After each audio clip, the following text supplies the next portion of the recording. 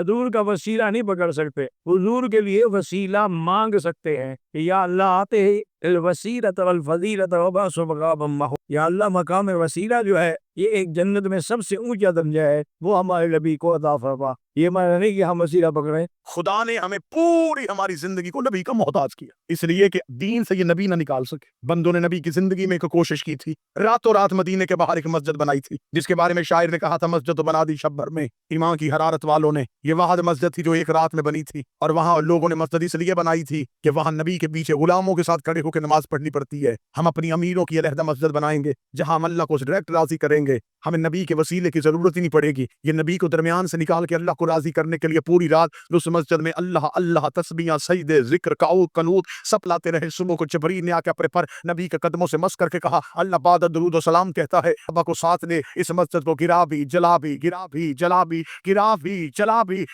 نبی نے کہا جبرائیل اللہ سے کہے مجھے نہیں مانتے تجھے تو مانتے۔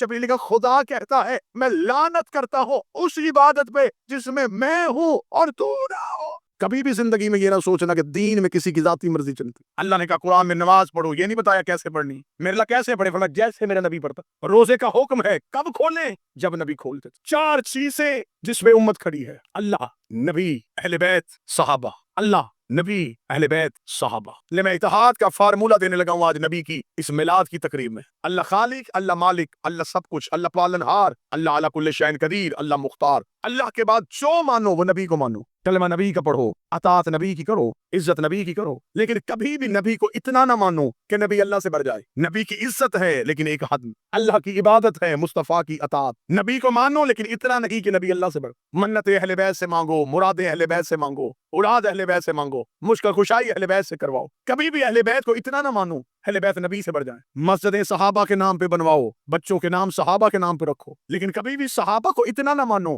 کہ صحابی اہل بیت سے بڑھ جائے۔ اللہ اللہ رہے، نبی نبی رہے، اہل بیت رہے، صحابہ صحابہ رہے۔ اگر آپ بھی کسی بندے کے چہرے پہ پریشانی ہے تو میں نے جملہ شیعہ مقرر بن کے تو کہا تھا، میں نے تو اتحاد امت دیا تھا۔ اگر کوئی کہتا ہے کہ یہ ساری چیزیں ایک جگہ پہ دکھا تو میں ایک جگہ پہ دکھا دیتا ہوں۔ مسجد اللہ کی تھی، سجدے میں نبی تھا، پشت پہ اہل بیت تھے، پیچھے صحابہ تھے۔ سجدے پہ ہمارا نبی تھا، پشت پہ اہل بیت، پیچھے صحابہ۔ اکثر لوگ کہہ دیتے ہیں کہ حسین گھر سے نکلے اور لوگوں کی گردنوں پہ پاؤں رکھ کے حسین رسول کی پشت پہ، نہیں، حسین وہیں سے گزرے جہاں سے حسین کو گزرنا تھا۔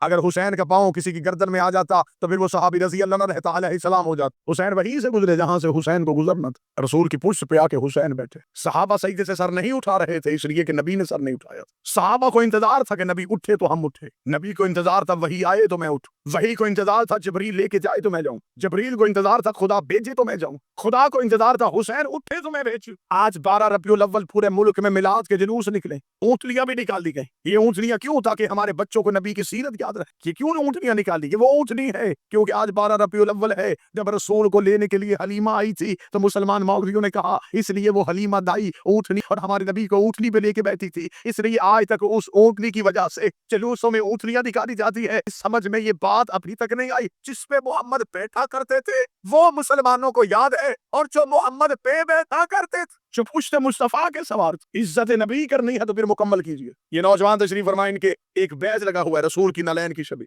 لوگوں نے اپنے امامے کے اوپر بھی لگائی ہوئی، ہم تو اسے بھی چومتے ہیں، اس لیے کہ ہم نے کبھی نہیں کہا کہ شبیہ چومنا حرام ہے۔ میں نے کہا اس نالین کو نبی کے پورے تبرکات میں اسے کیوں یاد رکھا؟ اس کا اس لیے کہ ہم نبی کی میراث کے قائل ہیں، ہم نبی کی نالین اپنے سینے پہ لگا کے لوگوں کو بتاتے ہیں یہ ہے وہ جوتا جو عرش پہ گیا تھا۔ میں نے کہا حد ہو، نبی کے ساتھ جانے والا جوتا یاد ہے، پرتے سے نکلنے والا ہاتھ یاد۔ لہذا آئے پھر میلاد پہ وہیں سے بات شروع کرتے ہیں جہاں سے نبی 12 کو آئے تھے یا 17 کو آئے تھے، بات وہیں پہ دوبارہ لے کے آتے ہیں۔ تاریخ نبی کی 12 تھی یا 17 تھی؟ 3-4 سال تو ہو گئے مجھے رجوع سادات کے مختلف پروگراموں میں آپ کے سامنے حاضری دیتے۔ اس کے علاوہ مجھے وہ چہرے بھی نظر آ رہے ہیں جو پورے سال کی مجالس میں مجھے ملتے۔ اتنے مجمع میں کسی کو یاد نہیں ہے اور کسی کو نہیں پتا کہ میری تاریخ پیدائش کیا ہے۔ پیچھے 5-6 سال سے میری دوستی بھی ہے، میرا بھائی بھی ہے چھوٹا کامران، اسے بھی نہیں پتا کہ میری تاریخ پیدائش۔ میرے یاروں کو بھی اکثر کو نہیں پتا میری ایگزیکٹ تاریخ پیدائش، میرے گھر والوں کو پتا۔ تو لڑائی ختم کرتے ہیں، 12-17 کی لڑائی ختم کرو، اور نبی کے گھر والوں سے پوچھتے۔ جب ہم نبی کے گھر کی طرف گئے تو پاپ تو دنیا سے چلے گئے تھے، پالا تھا ایک چچا نے، اس کا مطلب ہے میلاد وہی منائے گا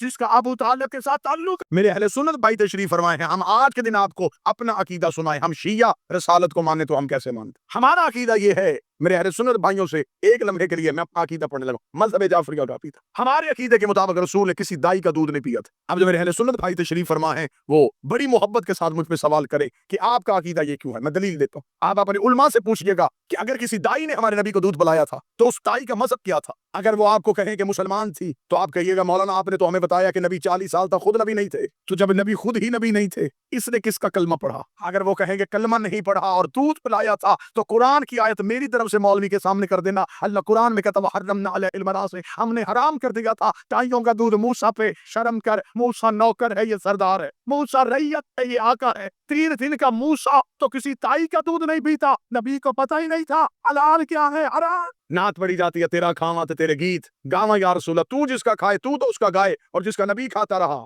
شاہ مدینہ یثرب کا والی، سارے نبی تیرے در کے سوالی. یہ کوئی بھی نہیں پوچھتا وہ در کون سا ہے. مجلسوں میں ہم تو در بتائیں. نبی نے فرمایا انا مدینۃ العلم وعلی باب. عزت نبی کرنی ہے تو پھر عزت نبی اس معیار پہ کر جو میرے نبی کا حق بنتا ہے. خدا کہتا ہے میں یہ زمین اور آسمان بالکل نہ بناتا اگر میرا نبی نہ ہوتا. حدیث قدسی ہے یہ زمین، یہ آسمان، یہ دریا مہربانی، یہ سمندر میں طغیانی، یہ سب کچھ ہے تو نبی کی وجہ سے. نہ ہوتے تو یہ کچھ بھی نہ ہوتا. جو بندے شیعہ سنیوں کو کہتے ہیں کہ یا رسول اللہ نہیں کہنا چاہیے، یا زندہ کے لیے ہوتا ہے، رسول سے مدد نہیں مانگنی چاہیے، سلام نہیں پڑھنا چاہیے، میں ان بھائیوں کو جواب دینے لگا. وہ بھی یہ حدیث قدسی مانتے ہیں کہ خدا کہہ رہا ہے زمین و آسمان خلق نہ کرتا اگر میرا نبی نہ ہوتا. آج رجوع سادات میں لائٹیں لگی ہیں، کیوں؟ میلاد کی وجہ سے. اس بارگاہ میں قلین بچھا ہے، کیوں؟ میلاد کی وجہ. یہ ممبر سجا ہے، یہ مومنین آئے ہیں، یہ رونق ہے. کل کوئی یہاں آئے گا نہ لائٹیں ہوں گی، نہ صاحبہ ہوگا، نہ قلین ہوں گے، نہ ممبر ہوگا، نہ ذاکر ہوں گے، نہ مجمع ہوگا. وہ پوچھے گا کل تو بڑی رونق تھی، آج خاموشی کیوں؟ کوئی بتائے گا وہ رونق تھی میلاد کی. میلاد ختم، رونق ختم. میلاد ختم، رونق ختم. میرے مالک اگر یہ سب کچھ نبی کے لیے بنایا تھی، دنیا سے چلا گیا ہے. زمین کو لپیٹ دے، آسمان کو گرا دے، سورج کو بجھا دے، آواز گستاخ نہ بن. میرا نبی تھا نہیں، میرا نبی ہے. پالا تھا، پرورش کی تھی ہمارے نبی کی علی کے باپ نے. نام جن کا عمران تھا، مشہور جو ابو طالب کی وجہ سے، جس کے بڑھاپے کے سائے میں اسلام کی یتیمی نے جوانی کے انداز سیکھ کے، جس نے انگلی پکڑ کے رسول کو چلنا سکھایا. میں سنی کتاب سے ایک حوالہ پڑھنے لگا، اہل سنت بھائیوں کی کتاب لکھ. رسالت میں آپ کی ظاہری عمر ابھی 5 سال تھی. مکے میں بابا جی قحط پڑ گیا، لوگ بھوک سے مرنے لگے. مکہ برادریوں کا شہر نہیں تھا، قبیلوں کا شہر تھا. فیصلہ سردار کرتے تھے. مکے کے قبیلوں کے سرداروں نے بیٹھ کے فیصلہ کیا مکے کو بچانے کے لیے ایسے کرے ہر قبیلہ اپنا اپنا بت لے کے آئے اور مکے کے باہر صحرا میں اپنے اپنے بتوں کو رکھتے. ہر قبیلہ اپنے بت کے آگے بیٹھ کے اس کی پوجا کرے گا. کسی نہ کسی بت کی وجہ سے بارش نازل ہو جائے گی. جب یہ فیصلہ مکہ میں ہو گیا تو ایک سردار نے اٹھ کے کہا ہم تو سارے آ جائیں گے، ہاشمی کسے لائیں؟ کیونکہ مکہ کا کوئی اجتماع نہیں ہوتا تھا جس میں ہاشمی نہیں ہوتے تھے، کیونکہ باقی سارے کمی تھے، یہ اکیلے سردار تھے. 40 میں سے 3 سردار اٹھے. انہوں نے کہا ہم جاتے ہیں ابو طالب کے گھر. انہیں جا کے دروازے پہ دستک دی. اندر سے نبی اور علی کے مشترکہ باپ حضرت ابو طالب باہر آئے. انہوں نے آ کے کہا اے ابو طالب، مکہ میں قحط ہے، کل ہم نے اجتماعی پوجا کا بندوبست کیا ہے، اگر تمہارا بھی کوئی خدا ہے تو تو بھی لے کے آ. کیونکہ آج تک ہاشم نے نہیں بتایا کس کی پوجا کرتے ہیں، عبد المطلب نے نہیں بتایا یہ کس کی پوجا کرتے ہیں. حضرت ابو طالب نے مسکرا کے کہا کل انتظار کرنا، ہم بھی آئیں گے. بابا جی مکے میں یہ بات آگ کی طرح پھیل گئی کہ اب دیکھیے ابو طالب کسے لے کے آئے گا. ابو طالب کا تو کوئی خدا نہیں تھا. یہ حضرت ابو طالب کے گھر کی طرف دیکھ رہے تھے. مکہ میں بت گھروں سے باہر آ چکے تھے. ذہن میں نقشہ رکھنا، بت گھروں سے آ گئے. ایک ایک قبیلہ اپنے اپنے خدا کے سامنے بیٹھا، پنجوں کے بل کھڑے ہو کے رسول کے گھر کی طرف دیکھ. تھوڑی دیر کے بعد ابو طالب کے گھر کا دروازہ کھلا. کل ایمان کے باپ کا پہلا قدم مکے کے بازار میں آیا. لوگوں نے پنجوں کے بل کھڑے ہو کے منظر دیکھا کہ ابو طالب کے ہاتھوں میں کون سا بت ہے. ابو طالب کے ہاتھوں میں تو کوئی خدا نہیں تھا، لیکن سنی کتاب شیعہ کتاب متفق علیہ لکھا ابو طالب کے کاندھے میں 5 سال کا پیغمبر بیٹھا ہوا تھا.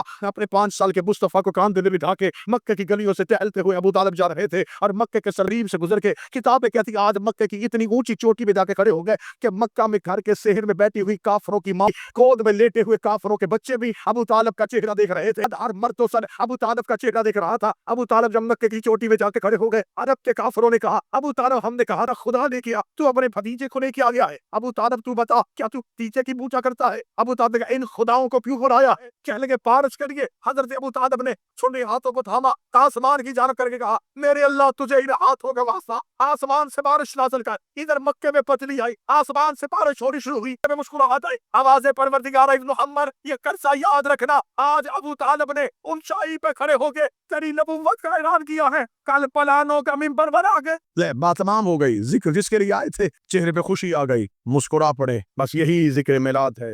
گزارش صرف اتنی کروں گا، عزت اسلام کی چاہتے ہو تو عزت نبی کی کرنا करना सीखो। सहाबा की इज्जत है तो जाती नहीं, नबी की वजह से। अहले बैत का एहतराम है तो नबी की वजह से। नबी के सहाबी, नबी के अहले बैत, मरकज नबी है, मकसद नबी है। फर्क सिर्फ इतना है, जो नबी से प्यार करे उन्हें सहाबी कहते हैं, जिनसे नबी प्यार करे उन्हें अहले बैत के। यह जुमला आसान कर देता हूँ, जो नबी को उठाए उन्हें सहाबी कहते हैं, जिन्हें नबी उठाए उन्हें अहले बैत कहते हैं। और वैसे भी सहाबा में और अहले बैत में ये फर्क है, वो नबी के सहाबी हैं, ये नबी से अहले बैत है। सहाबा के पास के वाला रिश्ता है, अहले बैत के पास से वाला रिश्ता है। नबी के सहाबी, नबी के रिश्तेदार, नबी की बीवियां, नबी की ज़ौजा, अहले बैत में के वाला सिलसिला ही कोई नहीं। अल फातिमा तो बस अतो मिन्नी, फातिमा मुझसे, या अली अंत मिन्नी, ऐ अली तो मुझसे, हुसैन मिन्नी, हुसैन मुझसे, हसन मिन्नी, हसन के है, इधर से है। दरूद के वालों पे नहीं होता, से वालों पे होता।